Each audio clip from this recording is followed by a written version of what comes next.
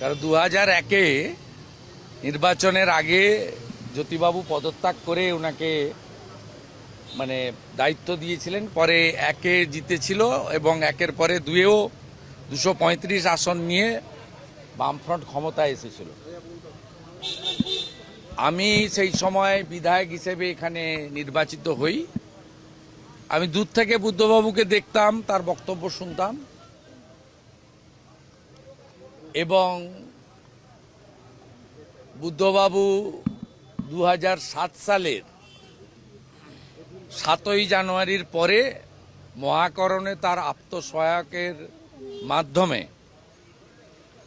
আত্মসহায়ক ধরিয়ে দিতেন। আমার সঙ্গে অনেকবার টেলিফোনেও কথা বলেছেন রিগার্ডিং নন্দীগ্রাম এবং তার আগে হরিপুর পরমাণু বিদ্যুৎ কেন্দ্র বিরোধী আন্দোলনের বিষয়ে অ্যাজ এ মুখ্যমন্ত্রী, অ্যাজ এ পাবলিক রিপ্রেজেন্টেটিভ হিসেবে কথা তিনি আমার সঙ্গে বলেছেন।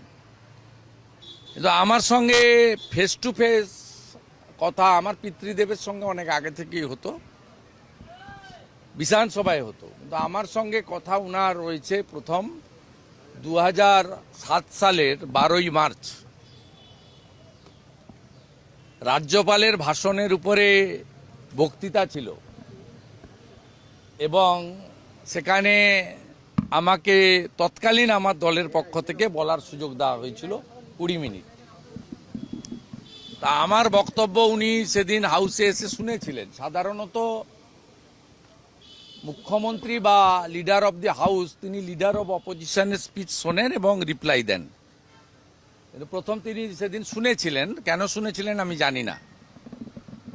আমার বক্তব্য শেষ হওয়ার পরে মাননীয় বুদ্ধদেব বাবু আমাকে হাত বিছে ডেকেছিলেন, হাত দিয়ে। এবং অনারেবল স্পিকার তখন ছিলেন প্রয়াত হাসিম আব্দুল হালিম। তিনি আমাকে মার্শালকে পাঠিয়ে বললেন, মাননীয় মুখ্যমন্ত্রী আপনার সঙ্গে কথা বলতে চান। তা আমি অধ্যক্ষ মহোদয়ের পিছন দিয়ে গিয়ে কথা সেদিন বলেছিলাম। কি কথা হয়েছিল তো অনেকবার বলেছি, ভবিষ্যতে বলবো, সংক্ষিপ্ত সময়ে বলবো না। তার জন্য আমাকে তৃণমূল কংগ্রেস পানিশমেন্ট দিয়েছিল। আজকে যিনি জেলবন্দি আছেন তৎকালীন তৃণমূলের যিনি leader of the legislature party ছিলেন, লিডার অব দ্য অপোজিশন, সেই 30 সদস্য বিশিষ্ট তৃণমূল বিধায়ক দলের যিনি নেতা ছিলেন পার্থ চ্যাটার্জি। এই কারণে পার্থ চ্যাটার্জি বললাম কারণ তখন উনি ডক্টরেট হননি, পরে ভুয়া ডক্টরেট করেছেন। তখন পার্থ চ্যাটার্জি নাম ছিল।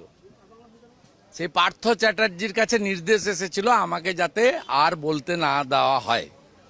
এবং 2007-এর 12ই মার্চ থেকে তৃণমূল কংগ্রেস অলিখিতভাবে 2009-এ আমি বিধানসভা থেকে পদত্যাগ না করা পর্যন্ত, আমি এমপি হয়ে গেলাম 1,73,000 ভোটে, তার আগে পর্যন্ত আমাকে আর কোনো সেশনে তৃণমূল কংগ্রেস বক্তার তালিকায় রাখত না। আমার অপরাধ একটাই ছিল যে আমি